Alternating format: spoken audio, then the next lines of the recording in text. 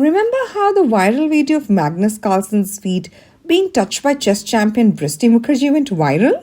And Magnus Carlsen was full of smiles? When I was a child, I used to wait for Vishu.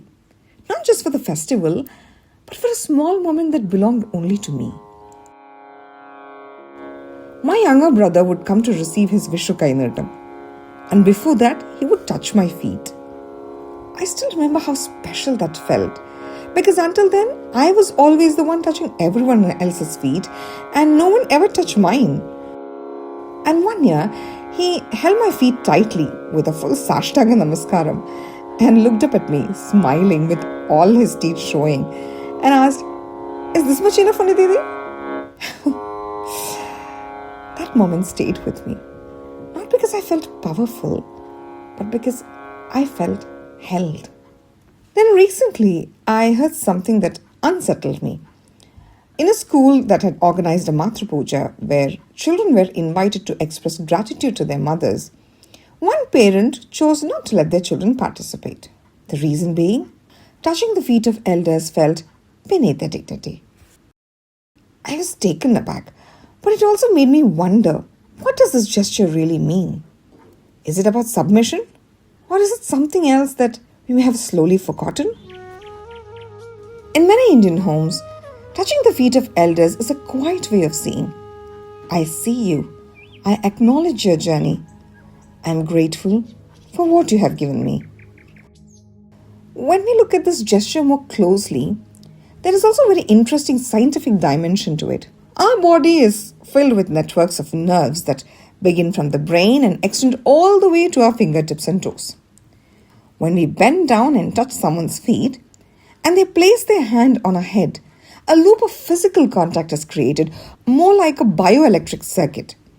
In a simple way, you can think of it as a moment of exchange, where one person offers a blessing, the giver, the other becomes open to receiving it, the receptor.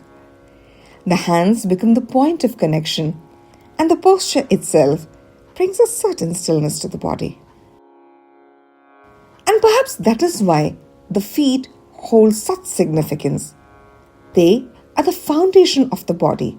They have carried a person through time, through experience, through life itself. So when we bend, we're not becoming smaller.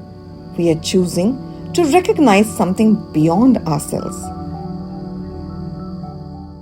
But perhaps when we don't understand the meaning behind a gesture, it can begin to feel unnecessary or even uncomfortable. And maybe it is not the gesture that we are questioning, but the absence of its meaning. It is true that respect does not belong to one form. It can be expressed in many ways, but the feeling behind it must not be lost. That is the beauty of our culture. That is the beauty of our practices. And so, I returned to that Vishu morning, my brother with his full Sashtanga Namaskaram, holding my feet, looking up and smiling. He was not losing dignity, he was giving it.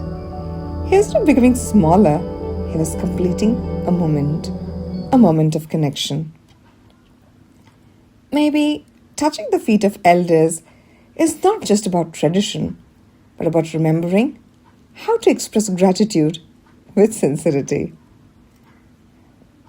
This is Tiny Whispers, where small thoughts grow into deeper understanding. This is Sai Smriti signing off.